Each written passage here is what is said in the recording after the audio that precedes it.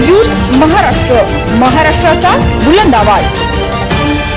ताज्या बातम्या, मनोरंजन आणि व्हायरल बातम्यांसाठी यूथ महाराष्ट्र न्यूज चॅनल आजच सबस्क्राईब करा।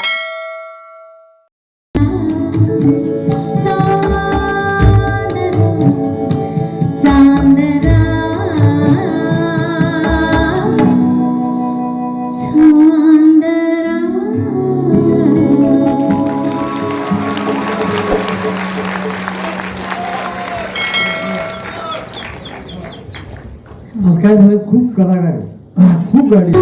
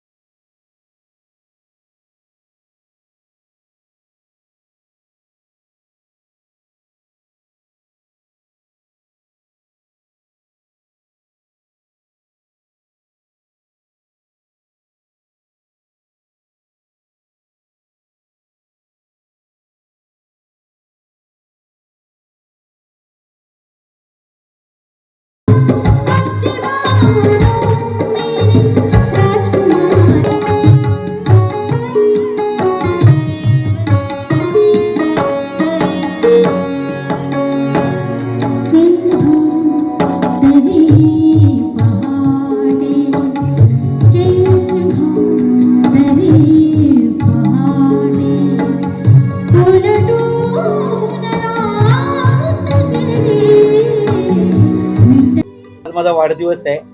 तुम्ही सगळे इतक्या मोठ्या संख्येने आलात, एक आपुलकी तुमच्यामध्ये आहे।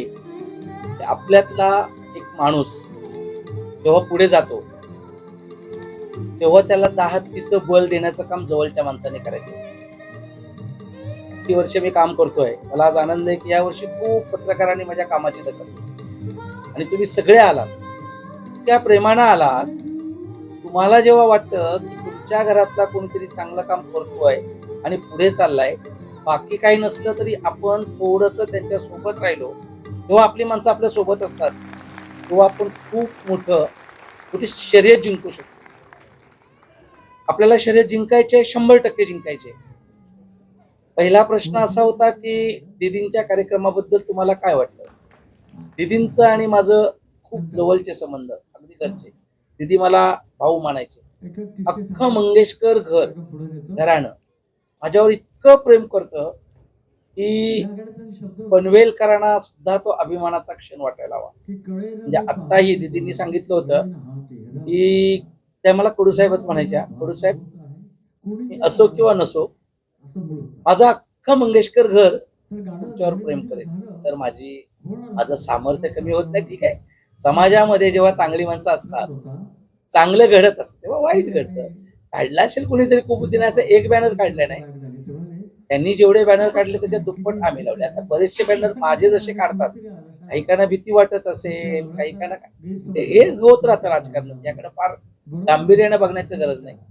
त्यांची कोणते बुद्धी ज्यांची कोणी काढले असे त्यांना वाटतं की माझे बॅनर आजच काढले असे नाही, प्रत्येक कार्यक्रमाला ते माझे बॅनर काढतात. त्यामुळे मी काय थांबलेलो नाहीये. मी तुम्ही पाहताय क्रांतीकडून थांबणारा नाही. क्रांतीकडून एकदा रथ घेतलं की ते पूर्णत्व असतं.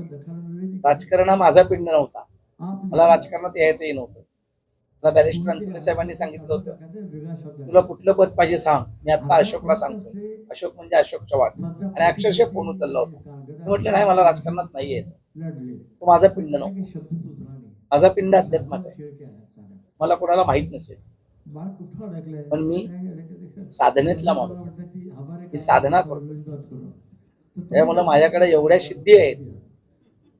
त्या सिद्धी म्हणजे माझं काम आहे. लोक विचारतात की तुम्ही एवढी ताकद कुठून आणता, एवढा पैसा कुठून आणता. दत्तभक्ताला कधीच कसलीच कमी नसते. दत्तभक्ताच्या घरी सगळ्या प्रकारची मिठाई दत्त महाराज अगदी साठवून ठेवतात. त्याच्यामुळे मी कुठलंही नियोजन केलं तर ते दत्त महाराजांचं नियोजन असतं, माझं नसतं. श्रीपाद श्री वल्लभांचं असतं.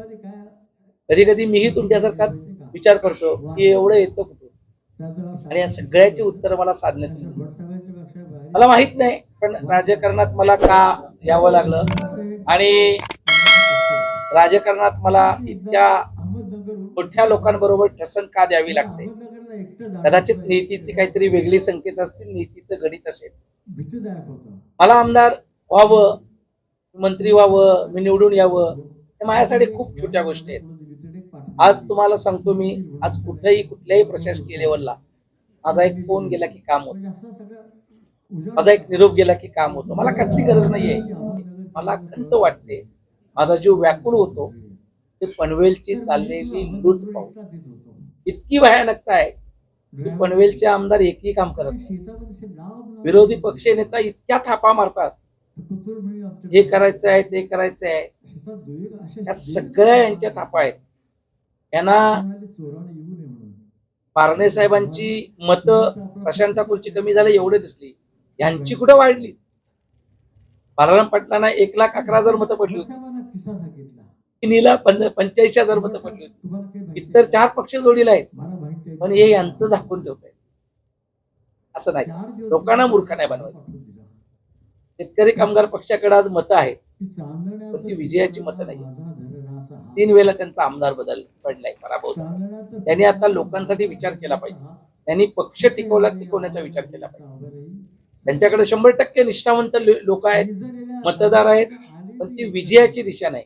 आणि भारतीय जनता पार्टी जर पुन्हा निवडून आला तर शेतकरी कामगार पक्ष आणि इतर पक्ष औषधालाही उठणार नाही. आणि मला इथली परंपरा टिकवायची. एका पक्ष जगला पाहिजे, राष्ट्रवादी जगली पाहिजे, शिवसेना जगली पाहिजे, दोन्ही शिवसेना असतील, दोन्ही राष्ट्रवादी, काँग्रेस राहिली पाहिजे. कारण विरोधी पक्ष जेव्हा मजबूत असतो तेव्हा सत्ताधारी पक्षाला, आणि नुसता मजबूत नाही, जाब विचारणारा आणि विरोधी पक्षात अभ्यासू लोक हवे. नुसती कोणीतरी पद द्यायचे म्हणून द्यायची आणि उभी करायची, त्याला काय अर्थ नाही. इथं आज पनवेलकरांचं दुर्दैव काय आहे की विरोधी पक्षच नाही. आणि तुम्हाला माहितीये, त्यांना सत्ताधाऱ्यांना असं वाटतं की आम्ही सगळे विकत घेऊ शकतो. अभिमान बाळगा, सगळ्यांना विकत घेतला असेल, कांतीलाल कडूला विकत घेऊ शकले नाही. 2014ला रामशेठ ठाकूरांचं सांगून रामशेठ ठाकूर साहेबांना सांगितलं की याच्या पुढे तुमचं माझं वैर नाही, तुमच्या बंगल्यावर मी येणार नाही. आणि त्यांना तेव्हा माझी जी भीती वाटली, तेव्हा त्यांनी भीतीनं पछाडले. त्याच्यानंतर माझ्यावर अनेक कटकारस्थाने केली, तरीही मी शांत होतो. एखाद्याला आयुष्यात न उठवण्याचा प्रयत्न करतो. माझं ठीक आहे. अख्खी पनवेल लुटून खाली, पनवेल महापालिका लुटली, टक्केवारीचं राजकारण आणि विधायक कामच झाली नाही. त्या सगळ्यांचे पुरावे मी देणार आहे. माझे कोर्टात काही प्रकरणं पाठवली, काही मी शासकीय अधिकाऱ्यांकडे गेलोय. मला याच्यातून काही नको आहे. मी आमदार झालो नाही, मला काही फरक पडणार नाही. माझं इनमिन पंचकोणी कुटुंब आहे. माझी आई आहे, माझी मिसेस आहे, 2 मुलं माझी चांगली शिकत आहेत, मुलगी MBBS ला आहे. आणि ती सुद्धा मेरिटमध्ये आली. तिला गव्हर्नमेंट कोट्यातून ऍडमिशन मिळालं आहे, सायन हॉस्पिटलला आहे, सेकंड इयर MBBS. मुलगा माझा रुईया कॉलेजला आहे. मी माझी मुलगी डॉक्टर झाली की लोकांना मोफत, जसं मी आज कार्यक्रम मोफत करतोय तसं मोफत औषध उपचारासाठी हॉस्पिटल टाकणार आहे. आम्हाला काही नको आहे. आम्ही जे आहे आमच्या भगवंताने दिले ते खूप आहे. पण ही सगळी पनवेलला जी राक्षसं वाढलीत ना, त्या राक्षसांचा खात्मा केला नाही तर सर्वसामान्य माणसाला जगता येणार नाही. आज तुम्ही बघा, सर्वसामान्य माणूस असो किंवा मध्यमवर्गीय असो, त्यांच्या मुलाला ऍडमिशन मिळत नाही. नर्सरीपासून प्रॉब्लेम आहे. मग यांनी केलं काय? आज नगरपालिकेचा प्रश्न आहे, मालमत्ता कराचा प्रश्न आहे. मी देतो तुम्हाला 2 वर्षाची मालमत्ता कर सोडून देतो, अगदी प्रशासकीय चौकटीत बसवून. फार त्याला डोकं लागत नाही, पण हे करण्याची मानसिकता नाहीये. आणि आमदारांचं तर उलटच चाललंय आपलं, मालमत्ता कर नाही भरलात तर तुम्ही केसेस करेन. केसेस करून दाखवा तुम्ही.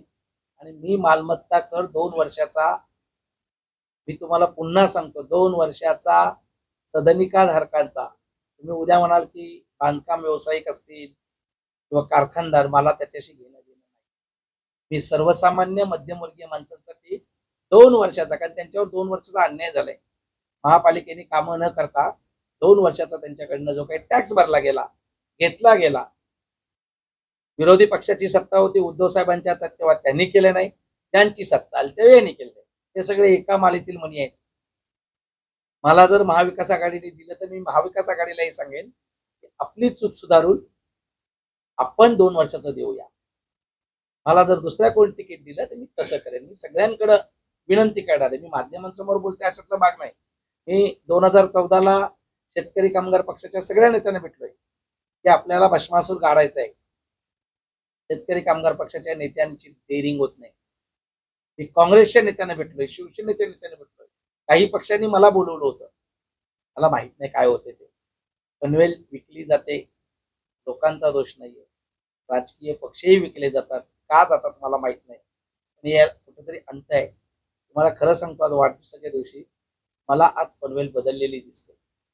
पनवेलच्या लोकांचं एवढं प्रेम दिसतोय ना की जशी बारनेंवर प्रशांत ठाकूरांना 2,13,000 मतं होती आणि यांना 1,50,000 मतं पडली.